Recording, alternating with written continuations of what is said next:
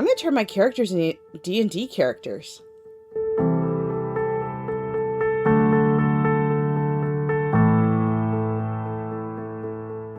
Hey guys, Crystal here.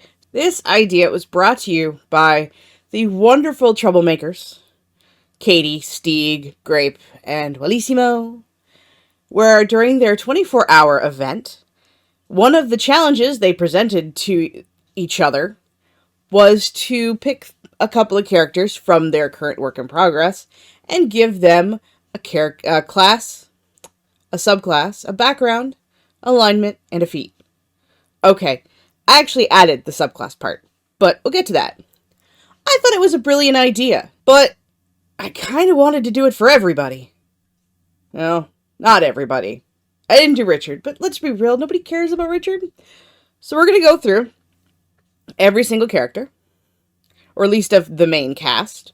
So Elizabeth, Kira, Darian, Charles, and Christopher. And I'm gonna go through the things and we're gonna talk about it. I hope you guys enjoy. So let's start with Elizabeth. For Elizabeth, I gave her the Warlock class. And for the subclass, I picked Hexblade. Because technically, without revealing too many spoilers, she has an otherworldly patron. It's not necessarily a god, and is not necessarily not a god. And so I figured, Warlock just sounded like the greatest idea out of all the classes. It was really, for Elizabeth, was actually a lot harder than I thought. I was originally going to give her Blood Hunter, but she doesn't actually do blood magic. She just is a vampire, at least in the scope of book 1. For background, I gave her the Inheritor background because she inherits a lot of her power from someone else. Somebody down the familial line. And it's not, money or wealth, it is literally power. I figured, in the scope of my book, that fit. She's also neutral good alignment. For Elizabeth, I picked neutral good because she kind of wants to do good things, but she isn't necessarily good because she's kind of selfish and confused. No, wait, that's me. I gave her Shadow Touched. Because as far as the wordage goes, she has been touched by Shadow. No spoilers. And it kind of affects how she progresses through the series. Not necessarily book 1. There is a bit of shadow touchy goodness, but it also goes together with the otherworldly patron and the inheritor.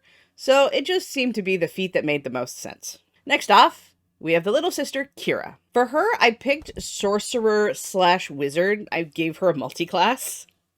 She's the only one that gets a multi-class. Because magic is in her blood, a lot like her sister. And she has abilities that, she's always had. She's a telekinetic.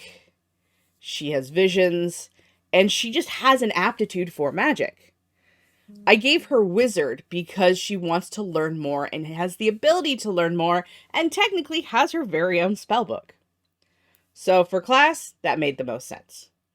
Now for subclass, I picked wild magic because Kira has no control over her power, or at least very little. Especially her telekinetic and vision abilities. They tend to go off when she's the most emotional, when she's angry or upset, and things just kind of start happening around her. She has no control. So, wild magic. For background, I think Clan Crafter would be the best. It's from the Sword Coast Adventures Guide. And that's only because she is really good at cooking and making things. Looking at all the feats, I just didn't feel like anything really fits super well with Kira. I could give her the archaeologist because the box of stuff she got from her parents that she constantly sifts through to learn about her history. But, yeah. I struggled with the backgrounds. Kira is chaotic good. She's a bit of an idealist, especially since she's jumping into this world she has no idea. I mean, she's a lot like her sister, but she's very focused, and it's like, that's good, and being honest and being, just not a dickbag. She does not have, at least in my head, has a zero tolerance for bullshit, but she's also a hot mess, so I gave her chaotic good. And for feet, I gave her telekinetic. She has telekinetic powers! Ah! Next, we have Darian. Darian's a wizard. Full stop. He is, for subclass, I picked Conjuration or Illusion. I couldn't just decide because his magic is a lot of creating things out of nothing and messing with your head and fake things and stuff like that. He's not an evocation. His magic does not do damage. He can craft magical items, but I don't know I'd go that far as enchantment.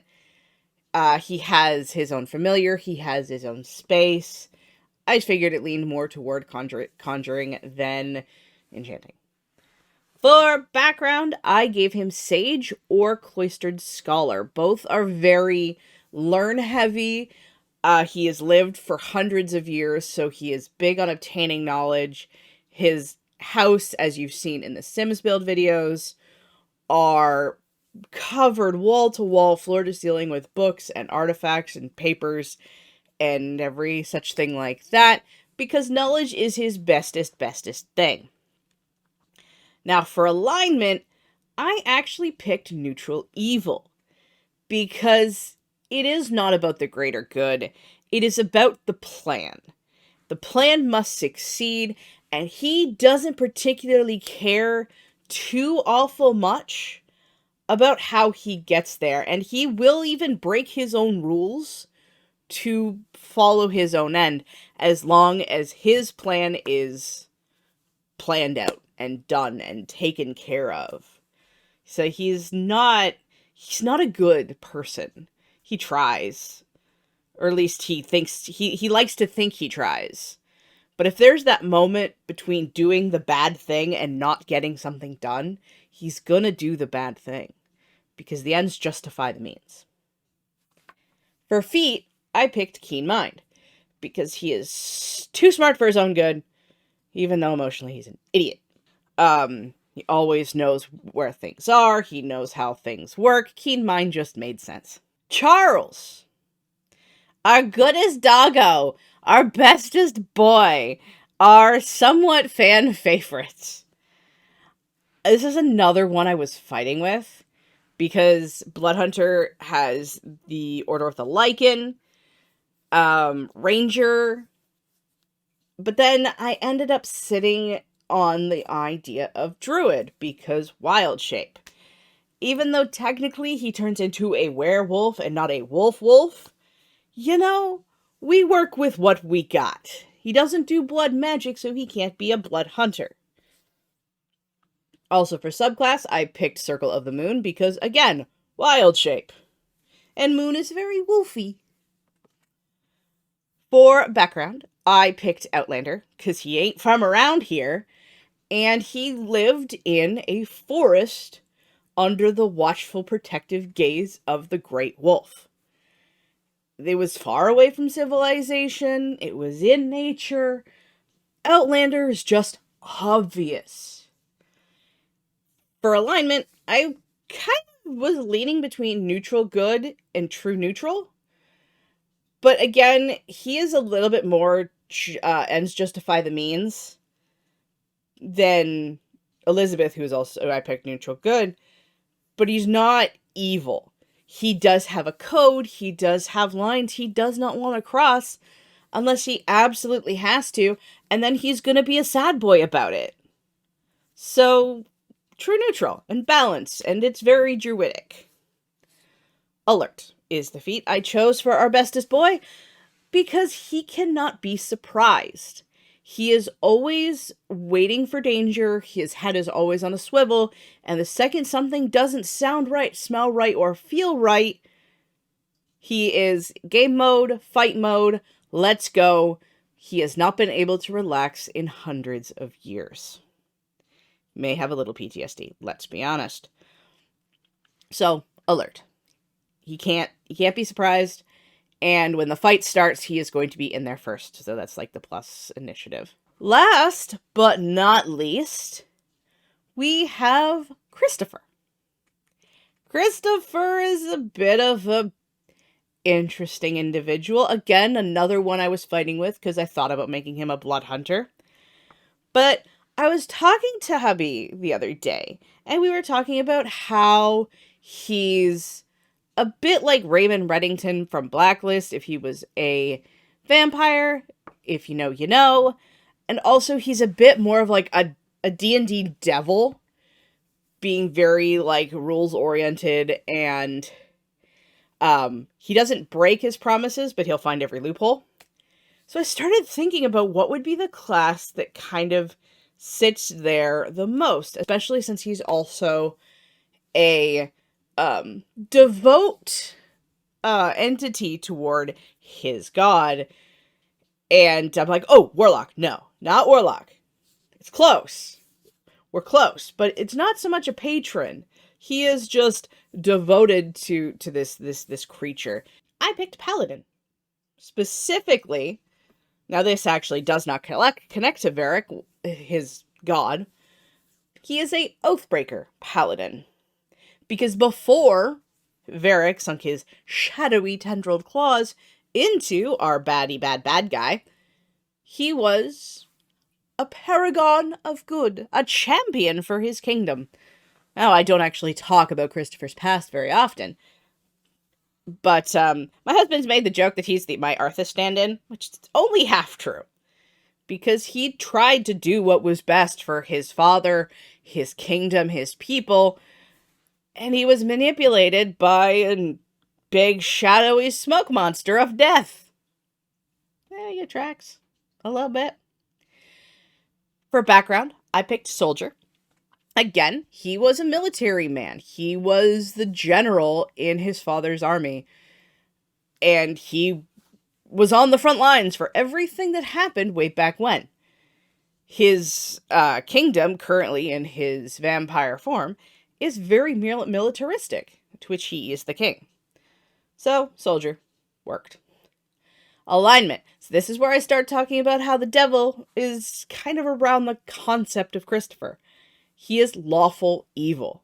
He has a very big code. This is the life I live. This is how I live my life. Has it been manipulated, twisted, and altered to still fit his ends? Little bit. Because every devil knows how to find a good loophole. So. And he's evil. He don't care who he has to hurt to get what he wants. He will burn the world down to please Varric. Mostly. I gotta keep some spoilers unspoiled, right? For his feat, I picked dual wielder. I was having a rough time finding his feats as well, much like Elizabeth's.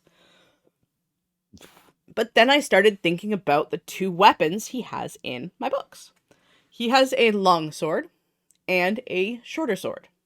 Or is it a dagger? It's one of those. I have it written down somewhere, and it is written in book 1. They are called Wrath and Render.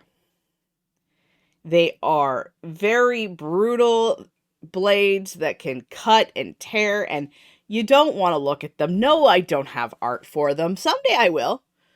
I know what they look like in my head.